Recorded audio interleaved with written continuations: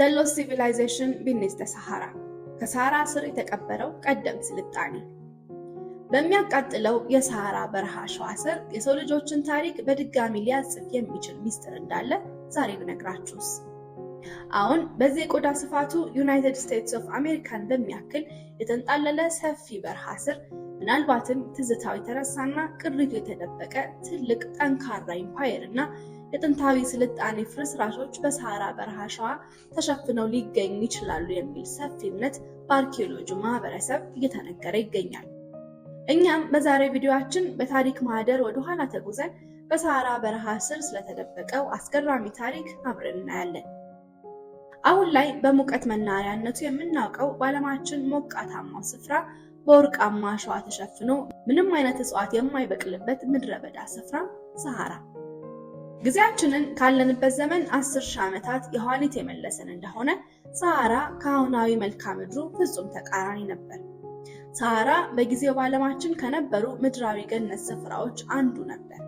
ረጃጅም ወንዞች እንደ እባብ በሸለቆዎች ውስጥ የሚሽለኮለኩበት፣ ትላልቅ ሐይቆችም ከምናውቃቸው አንዳንድ ሀገራት በቆዳ ስፋታቸው እንደሚበልጡ፣ ውብ አዕዋፍም በሳሃራ ሰማይ ላይ ሲበሩ እንደነበርና ዝሆን፣ ቀጭኔ፣ አውራሪስና ሌሎች እንስሳትን አሁን በአሸዋ ከተሸፈነው ምድሯ እጽዋትን ይመገቡ እንደነበር ይናገራሉ።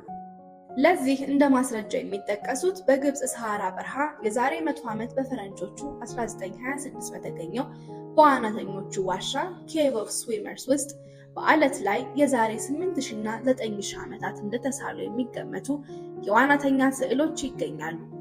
ይህ ደግሞ አካባቢው ላይ ከፍተኛ የውሃ ክምችት እንደነበር ያመለክታል። ሌላኛው ማስረጃ ደግሞ በሞሮኮ ሳሃራ የሚገኘው በዩኔስኮ የዓለም ቅርስነት የተመዘገበው ታስሊን ሀጀር በተሰኘው የድንጋይ ጫካ የሚመስሉ ረጃጅም አለቶች መገኛ ስፍራ ውስጥ በድንጋይ አለት ላይ ተጽፈውና ተቀርጸው የሚገኙት ከ15,000 በላይ ቅርጻ ቅርጽና ስዕሎች በቅድመ ታሪክ የነበሩ ሰዎች አደን ሲያደርጉ፣ ሲጨፍሩና በጀልባ ሲጓዙ የሚያሳይ የተለያዩ የእንስሳት ምስሎች ይገኛሉ። እነዚህ ቅርጻ ቅርጽና ስዕሎችም በሳሃራ በረሃ እንስሳትና የሰው ልጆች ሲኖሩ እንደነበሩ ያመለክታሉ ይላሉ የአርኪኦሎጂ ተመራማሪዎች። በተጨማሪም እነዚህ ተመራማሪዎች እንደ ዋቢ የሚያቀርቡት በደቡባዊ ሞሮኮ ሳሃራ በሚገኙ ዋሻዎች ላይ በተደረገ ምርምር ከዛሬ 8700 ዓመት እስከ 4300 ዓመት ባለው ጊዜ ዛሬ ዝናብ ብርቁ የሆነው ሳሃራ በረሃ ከፍተኛ የዝናብ መጠን ያገኝ እንደነበር ያረጋገጠ መረጃ እንዳገኙ ይናገራሉ። ይህ ደግሞ ይላሉ እንስሳትና የሰው ልጆች በስፍራው በብዛት ይኖሩ እንደነበር ማረጋገጫ ነው። ታዲያ በእነዚህ ሰዎችና እንስሳት ላይ ምን ተከስቶ ይሆን? ወዴትስ ገቡ? ከተሞቻቸውስ ወደ ፍርስራሽነት ተቀየሩ ወይስ በበረሃው ወርቃማ አሸዋ ተዋጡ? የዘመናችን ሳይንሳዊ ግኝቶችስ ምን ያመለክታሉ? አሁን ደግሞ እስኪ ጊዜውን ወዳለንበት ዘመን መልሰን ዛሬ ላይ ሆነን ስንመለከት የዘመናችን ሳይንቲስቶች የሳሃራን በረሃ በሳተላይት በመታገዝ ከአሸዋው ስር መመርመር ችለዋል። እነኚህ ሳይንቲስቶች በሳተላይት በታገዘው ምርምር ምን አገኙ? በዚህ ምርመራቸው ያገኟቸው ነገሮች ተፈጥሯዊ ያልሆኑ 4 ማዕዘንና ክብ ቅርጽ ያላቸው ነገሮች እንዲሁም ያለምንም መዛነፍ ቀጥ ብሎ የተሰመሩና ለረጅም ኪሎ ሜትር የሚጓዙ መስመሮችን አግኝተዋል። ሳይንቲስቶቹም ይህንን በተመለከቱ ጊዜ ምናልባት እነዚህ ግኝቶች የከተሞች ፍርስራሽ ቅሪት ወይም የተረሳና የተቀበረ ሀገረ መንግስት ቅሪት ሊሆኑ ይችላሉ የሚል መላምት ያስቀምጣሉ። ይህ ግምት እውነት ከሆነ ግኝታቸው ከምን ጊዜም ታላላቅ የአርኪኦሎጂ ግኝቶች መካከል እንደሚሆንም ይናገራሉ። ስለ ኢራም ኦፍ ዘ ፒለር ወይም አትላንቲስ ኦፍ ዘ ሳንድ በቅርብ ዘመናት ከአረብ አፈ ታሪክ ተናጋሪዎች መሰማት ሲጀምር ነገሮች በደንብ ፍንጭ መስጠት የጀመሩት አፈ ታሪኮቹ እንደሚያስረዱት ቦታው በውል ባይገለጽም ኢራም ኦፍ ዘ ፒላር የተባለች እጅግ ለም የበለጸገችና ፈርጣማ ጉልበት የነበራት የአረብ ህዝቦች ከተማ እንደነበረችና የከተማዋ መንግስታትና ነዋሪዎቻቸው ባላቸው ሀብትና ፈርጣማ ጉልበት በመመካት የፈጣሪን ትዕዛዝ ባለመቀበላቸው ፈጣሪ በንፋስ አማካኝነት በአሸዋ ማዕበል እንዲመቱና ከነከተማቸው እንዲጠፉ አድርጓቸዋል ይላሉ። በዘመኑ የነበሩ ምዕራባውያን አሳሾችም ይህን ከተማ አትላንቲስ ኦፍ ዘ ሳንድ ብለው ይጠሯት እንደነበር የታሪክ ድርሳናት ያስረዳሉ። ይህን አፈ ታሪክ የሰሙ የዘርፉ ተመራማሪዎችም ያንን በሳተላይት በመታገዝ በሰሃራ አሸዋ ስር የተመለከቱትን ቅርጻ ቅርጽና ረጅም መስመር በቀጥታ ምዕራባውያን አሳሾች ከሚሏት ከአትላንቲስ ኦፍ ዘ ሲ ከተማ እንደሆነች ይናገራሉ። ይህቺ በአፈ ታሪክ የተነገረችው ከተማ ደግሞ አረቦቹ የሚሏት ኢራም ኦፍ ዘ ፒለርስ ወይም አትላንቲስ ከሆነች ከተማዋ ቀድሞ በታሪክ እንደሚነገረው በውሃ ማዕበል ሳይሆን በአሸዋ ተውጣ ይሆን በማለት ራሳቸውን ይጠይቃሉ። ይህ ደግሞ እውነት ከሆነ ይላሉ ተመራማሪዎቹ የአፈ ታሪክ ከአፈ ታሪክነት አልፎ ተጨባጭ እውነታ ሆኗል በማለት ይናገራሉ። የአየር ንብረት ለውጥ አደጋ።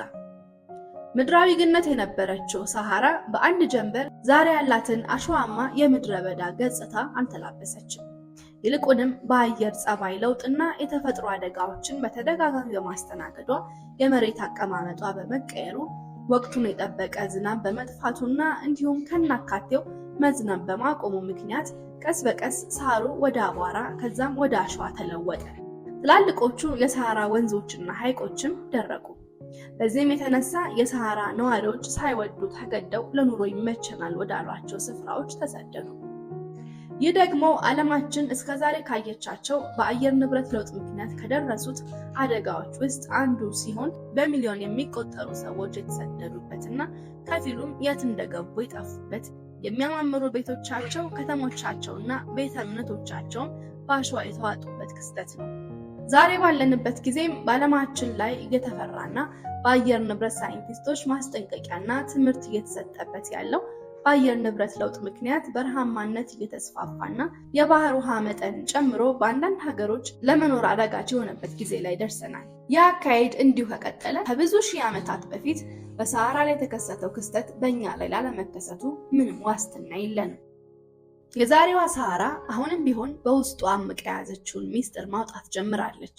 አርኪኦሎጂስቶች ሚስጥሩን በደንብ ለማወቅ በመፈለግ በኒጀር፣ በማሊና በቻድ ባደረጉት ቁፋሮ ከሸክላ የተሰሩ ዕቃዎችና የሰው ልጆች ቅሪተ አካልን ያገኙ ሲሆን ከነዚህ ቅሪቶች ውስጥም እስከዛሬ ያልሰማናቸው የተራቀቁ የቀድሞ ስልጣኔ ቅሪቶች ሲገኙበት፣ ሌላው ግኝት ደግሞ በሰሃራ ውስጥ በማለፍ አፍሪካን የሚያዳርስ የንግድ መስመር መንገድ እንደነበር ደርሰውበታል። ይህ ደግሞ የሚያሳየው እንዳሁኑ ምድረ በዳ ከመሆኗ በፊት ሰሃራ ለምለምና ለሰው ልጆች መኖሪያ ለመጓጓዣም ጭምር ምቹ ስፍራ እንደነበረች ያሳያል። እስኪ ራሳችሁን ጠይቁ። ሰሃራ በረሃ ከተሞችን በወርቃማ አሸዋ ውስጥ ቀብሮ ይዞ ከሆነ በለስ ቀንቶን በዚህ ዘመን ከተሞቹን ፈልገን ያገኘን እንደሆነ ምን የሚፈጠር ይመስላችኋል? ምናልባትም ይህ ሆኖ ታሪክ ራሱን ይቀይር ይሆን? ሰሃራን ስናስበው ለአብዛኞቻችን የሚመስለን እንዲሁ ዝም ብሎ በአሸዋ የተሞላ ጭው ያለ ምድረ በዳ ብቻ ነው። ነገር ግን እውነታው ሰሃራ የምድራችን ከፍተኛ ሚስጥራዊ ቦታ ነው። በጊዜ ሂደት ያጣናቸው ቀደም ስልጣኔዎች ላይ ተከድኖ እንደተቀመጠ ግዙፍ የመቃብር ድንጋይ ነው። ምናልባት ደግሞ ለማንነታችንና ከየት መጣን ለሚለው ጥያቄ ሙሉ መልስ ከሰሃራ በረሃ አሸዋ ስር ሊገኝ ይችላል። አበቃን። ታሪኩን ከወደዳችሁት ላይክ እና ሼር ማድረግ አትርሱ። ኮሜንት ብታስቀምጡልንም ደስ ይለናል። ሳምንት በሌላ ታሪክ እናገኛቸዋለን። ቸር ያገናኘን።